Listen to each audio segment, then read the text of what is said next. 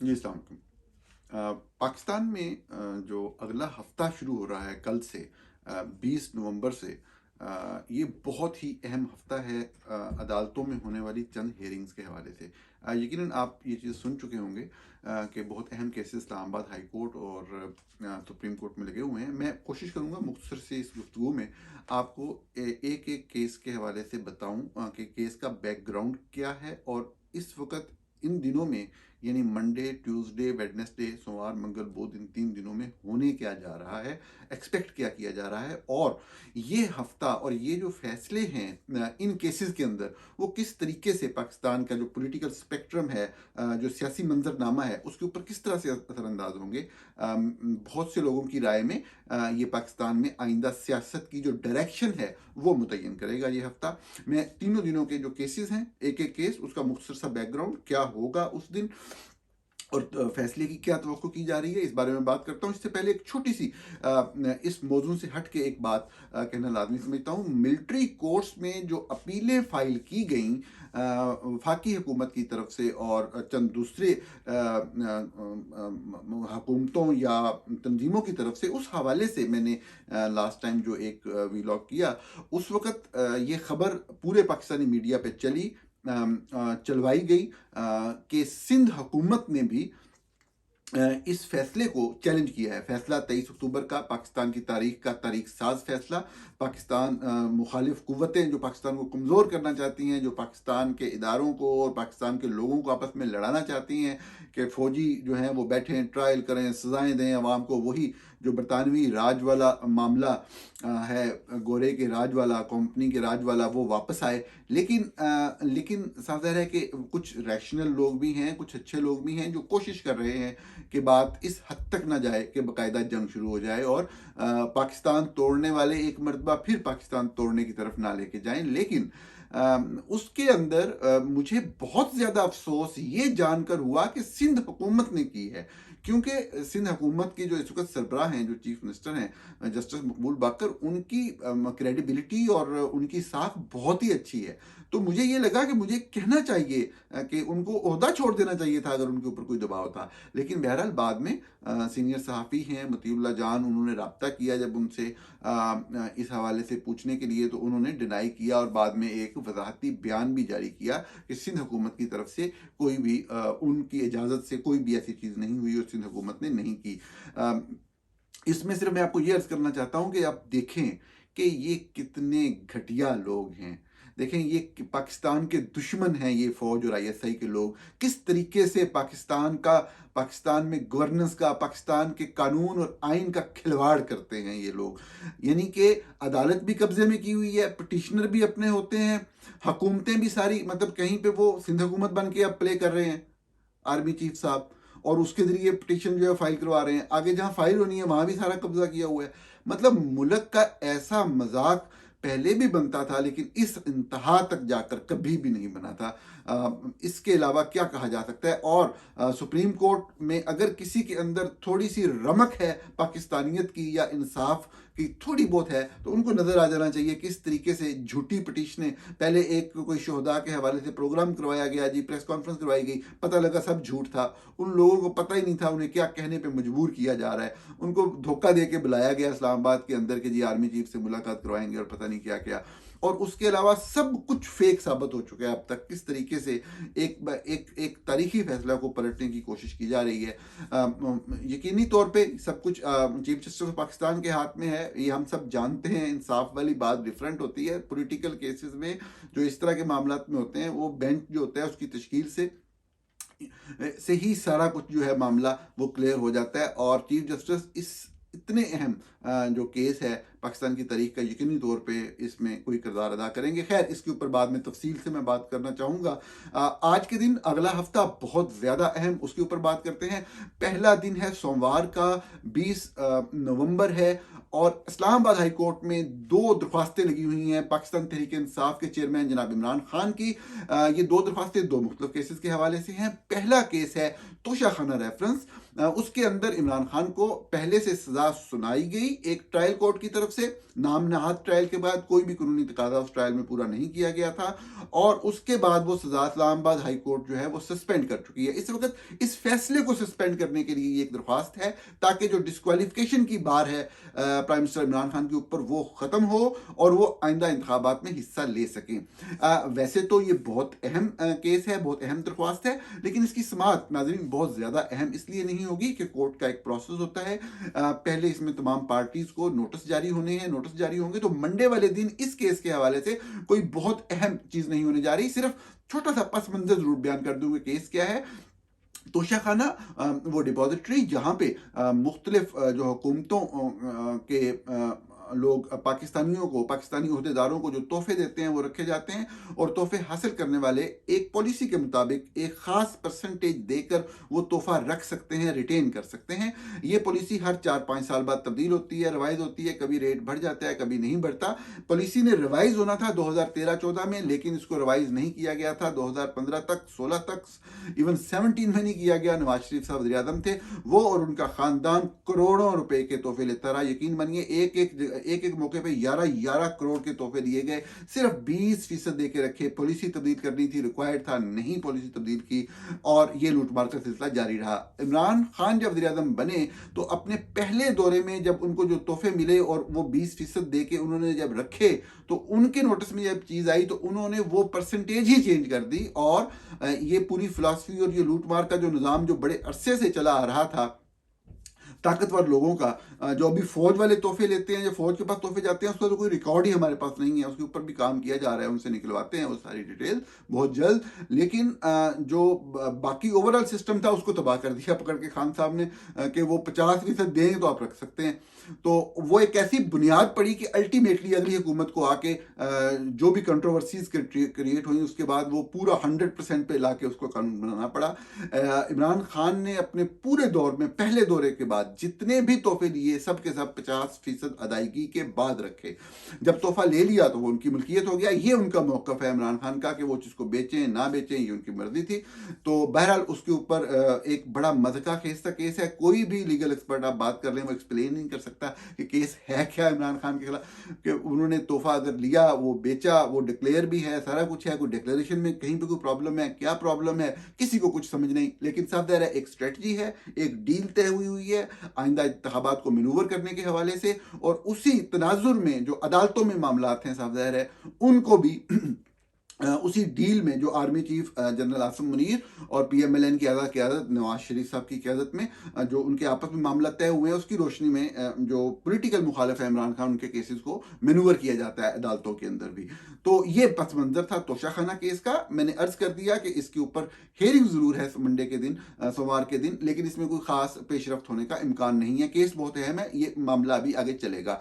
दूसरी दरख्वास्त भी साबिक़ वज़ीर-ए-आज़म इमरान खान की सोमवार के दिन ही इस्लामाबाद हाई कोर्ट में ही सुनी जाएगी। ये दरख्वास्त बहुत अहम है और इसमें एक बड़ी अहम डेवलपमेंट होने का इम्कान है। ये दरख्वास्त क्या है? ये दरख्वास्त है कि इमरान खान के खिलाफ जो साइफर केस बनाया गया, जिसके बारे में पहले अर्ज कर चुका हूं कि जब हर तरह का पूरा जोर लगा लिया साबिक़ा शहबाज शरीफ गवर्नमेंट ने भी और पाकिस्तान की फौज और ISI ने कि कोई करप्शन का केस बनाया जाए, लेकिन बेचारे करप्शन का केस नहीं बना सके। किसी तरह का कोई एविडेंस, कोई सबूत किसी भी हवाले से उनको नहीं मिल सका साबिक़ वज़ीर-ए-आज़म इमरान खान के हवाले से। तो आखिरकार कौमी सलामती और जो होता है ब्लैकमेलिंग का एक सिलसिला, के कौमी सलामती का नाम इस्तेमाल करके कौमी राज अफशा करने का मामला, और हुब्बल वतनी, और फिर वही आखिर में जो गद्दारी के सर्टिफिकेट बांटने का जो सबसे बड़ी फैक्ट्री GHQ है रावलपिंडी में, तो वो वाला चीज़ सामने लाई गई। साइफर का मामला आप सब जानते हैं, मैं तफसील में जाऊंगा तो आपका वक्त ज़ाया होगा। आपको मालूम है कि ये मामला इलेक्शन को, मामलात को, इलेक्शन के रिजल्ट को इंश्योर करने के लिए कि इमरान खान किसी भी तरीके से उसमें हिस्सा ना ले सकें आइंदा इंतखाबात में, तो या उस वक्त तक इतना प्रेशराइज कर दिया जाए कि पार्टी जो है वो एक्टिवली पार्टिसिपेट ही ना कर सके इलेक्शंस के अंदर। तो ये उस सिलसिले की एक कड़ी है। लेकिन इसके अंदर जो इस वक्त मामला है, दरख्वास्त क्या है, इसमें कोई उनको केस के ऊपर नहीं होना कि केस सही है गलत है। इसमें दरख्वास्त दिलचस्प ये है कि जो ओपन ट्रायल है, क्योंकि अब तक जो सारा मामला है वो फौज कोशिश कर रही है खुफिया रख के चले, जो भी मामला करना है इमरान खान के साथ, तो किसी को पता ही नहीं लगे कि ट्रायल हो रहा है कि नहीं हो रहा। लेकिन ट्रायल का तो बुनियादी तकाजा होता है आइन और कानून के मुताबिक कि वो आइनी ट्रायल हो। इस हवाले से दुनिया भर में बहुत ज़्यादा तनकीद हुई फौज के ऊपर कि वो साइफर जैसे मामले में, जिसमें बहुत सख्त सजा सुनाने की तैयारियां की जा रही हैं, वो तो ट्रायल तो कम से कम वो ओपन हो। तो अब उनको शायद जीएचक्यू में भी एहसास हुआ, तो ये इतलात हैं कि सिग्नलिंग हुई है कि जी आप ओपन ट्रायल की अब हम इजाज़त देने को तैयार हैं, तो जो है मामला जो है वो संभाल लेंगे और देख लेंगे। तो अदालत अपेरेंटली इस हवाले से ये इजाज़त देने जा रही है। ये दरख्वास्त है पीटीआई की तरफ से कि जो चेयरमैन पीटीआई इमरान खान का ट्रायल है साइफर केस में जो अडियाला जेल में हो रहा है अब तक, इसको ओपन ट्रायल डिक्लेयर किया जाए। अच्छा, अब इसमें भी बहुत दिलचस्प बात यह है कि जब ये ओपन ट्रायल डिक्लेयर हो जाएगा तो उसमें ओपन ट्रायल का मतलब ये तो नहीं कि लोग तो नहीं वहां जा सकेंगे, तो सिर्फ मीडिया को वो इजाजत देंगे जो फौजी हैं। फौजी साहब जरा जिस भी महकमे में जब उनको काम होता है तो वो खुद वर्दियां पहन के या उसी महकमे का रूप धार के वहां मौजूद होते हैं। जेल में जेल पुलिस होती है, लेकिन बवक्ते ज़रूरत आईएसआई और फौज के अहलकार जो हैं वो उसी रूप में लोगों को डील कर रहे होते हैं। माजी में भी करते रहे हैं, अब भी कर रहे हैं। तो ये लोग इजाज़त देंगे या पीछे खड़े होंगे जेल वालों के, और उसमें सिलेक्टेड सहाफ़ियों को जो इजाज़त होगी वो दी जाएगी। साधारण इंडिपेंडेंट जर्नलिस्ट भी जाएंगे, मैं ये नहीं कह रहा अपने जर्नलिस्टों को भेजेंगे। तो उसमें वो इंश्योर ये करेंगे, कोशिश अब ये फौज की होगी, ये यहाँ पे ये वाली बात खबर नहीं है, ये चीज़ डिस्कस हो रही है कि फौज ये करने जा रही है कि वो इजाज़त नहीं देगी कि वो मोबाइल या कोई कैमरा अपने साथ ले जा सकें, ताकि कहीं इमरान खान की कोई तस्वीर जो है वो जेल से निकल के बाहर ना आ जाए। तो अब जो ये वाला मामला है इसमें बड़ी दिलचस्प सूरत हाल ये होगी कि अगर नहीं जाने देंगे तो तब भी सहाफ़ी अंदर जाएंगे और शायद उनका कोई मुकालमा हो सके साबिक वज़ीर-ए-आज़म इमरान खान से, और कोई नई कहानी, नई स्टोरी, उनका जो मौक़िफ़ बराह रास्त सुनने का मीडिया को मौका मिले। तो ये एक बड़ी अहम डेवलपमेंट जो है इस हवाले से हो सकती है। चूँकि सिग्नलिंग हो चुकी है जीएचक्यू रावलपिंडी से, तो लगता है साफ ज़ाहिर आपको मामला का पता है इस्लामाबाद में किस तरह से चल रहे हैं। तो यकीनी तौर पे क्योंकि उनको एतराज़ नहीं है तो वो मैनूवर नहीं करेंगे। अब ज़रूरी नहीं होता कि जब भी कोई चीज़ हासिल करनी हो तो जाके जजेस के ऊपर आप बंदूक लेके बैठ जाएं। तो उनको पता होता है कि जी ये जजेस जो हैं ये इंसाफ से फैसला करेंगे। तो अगर उनसे करवाना हो अपनी मर्ज़ी का तो या तो बेंच तब्दील करवा लेते हैं या फिर प्रेशराइज करते हैं। और अगर फैसला ये करवाना हो कि जी हाँ ये चीज़ हो जाए तो फिर उन्हें पता होता है कंट्रोल तो हमारा है, जेल के अंदर जाना या ना जाने देना तो हमने फैसला करना है, किसने जाना है किसने नहीं जाना, क्या लेके जाना है और क्या नहीं लेके जाना।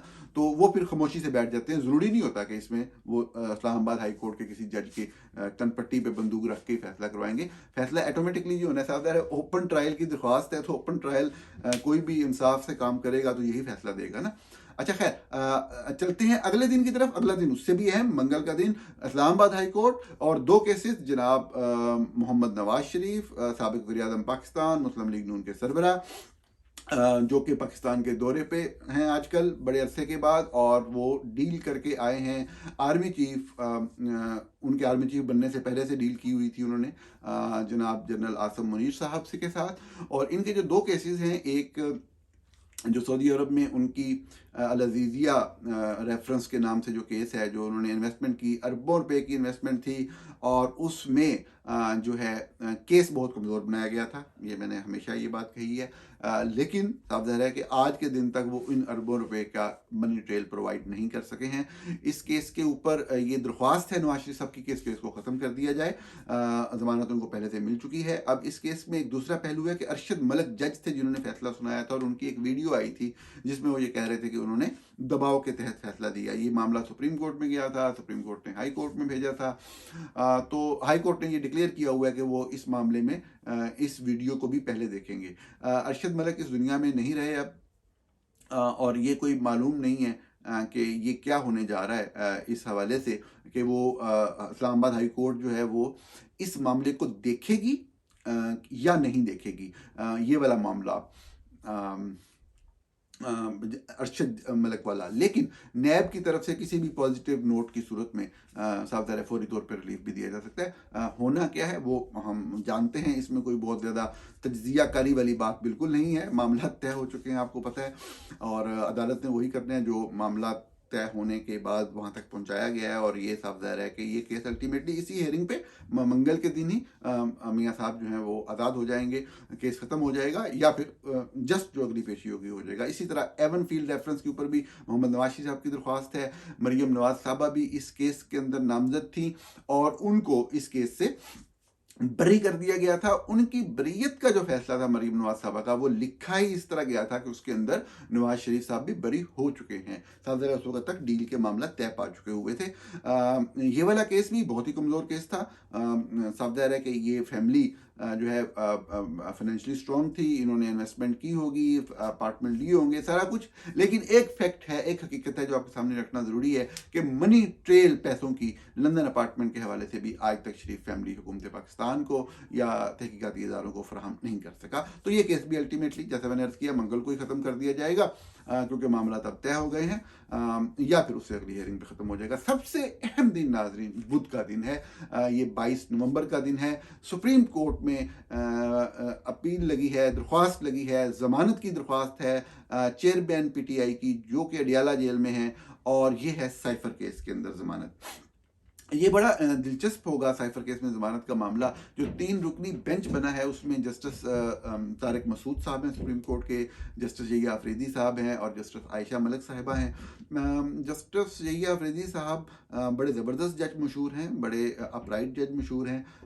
बहुत ही करीब कुछ दिन पहले अक्टूबर 23 को जब मिलिट्री कोर्ट्स के ख़िलाफ़ फैसला आया, जो तारीख साज फैसला था, उस दिन लोगों को धचका लगा जब उन्हें पता लगा कि यहिया अफरीदी साहब ने डाइसेंट किया है, तो उससे इख्तलाफ किया है। तो ये बड़ा अफसोसनाक एक मामला बहुत ही रिसेंटली हुआ। जस्टिस तारिक मसूद जो हैं वो, ये कोई छुपी हुई बात नहीं, या कोई मैं तज्जियाकारी यहाँ पे नहीं कर रहा आपके सामने। सुप्रीम कोर्ट में बड़ी क्लियर डिवीजन है, एवरीवन नोज, जजेस के हवाले से। तो जो तारिक मसूद साहब हैं वो जस्टिस काजी फाइज साहब वाली साइड वाले ग्रुप वाले बंदे हैं। तो बहरहाल केस मज़ाक़ खेज़ है। जैसा मैंने अर्ज़ किया कि इसमें कोई कंटेंट, कोई सबूत, कोई चीज़ हंसने वाली बात है। सिर्फ एक फ़ौज की कोशिश है कंटेन करने की पीटीआई को, फ़ौज की कोशिश है इमरान खान को दूर रखने की इलेक्शन से। लेकिन जजेस चूँकि इस तरह से हैं कि उनके पास कुछ चारा नहीं है। ये नहीं कहा जा सकता क्या फैसला आएगा, लेकिन बहुत दिलचस्प फैसला होगा जो भी आए। अगर वो ज़मानत नहीं देते तो बहुत से चेहरों के ऊपर से नकाब जो है वो उतर जाएगा। और ये है कि अगर ज़मानत होती है तो पीटीआई के लोगों को बहरहाल खुश होने की ज़रूरत नहीं है। साफ ज़ाहिर है कि जो जनरल आसिम मुनीर साहब हैं वो ये इंश्योर करेंगे कि इमरान खान साहब की किसी और केस में गिरफ्तारी हो जाए, क्योंकि एक खौफ है अवामी हमायत का, पीटीआई की अवामी हमायत का। वो अवामी हमायत जिसके बारे में मुख्तलिफ वीलॉग्स करवाए जा रहे हैं, मुख्तलिफ खबरें छुपाई जा रही हैं कि नहीं कोई हमायत नहीं है, कोई हमायत नहीं। रोज़ाना उठते हैं एक नई, सिर्फ इस मौजू के ऊपर एक खबर पूरी छापते हैं, उनको खुद यकीन नहीं आ रहा होता जो हम लिख रहे हैं या कह रहे हैं वो सही है या गलत है। लेकिन हमायत है या नहीं है ये ये लोगों ने फैसला करना है, अगर उनको फैसला करने दिया गया। लेकिन साफ ज़ाहिर है इलेक्शन मैनूवर इस स्टेज पे है। ये तीनों दिनों की जो हेयरिंग की डिटेल्स आपको बताई, आपको इससे अंदाज़ा हो रहा होगा कि केसेस का बैकग्राउंड क्या है, उस दिन उन दिनों में क्या होना है। आपसे जैसे जैसे ये डेवलपमेंट्स होती जाएंगी इसके ऊपर भी बात करते जाएंगे। बहुत शुक्रिया।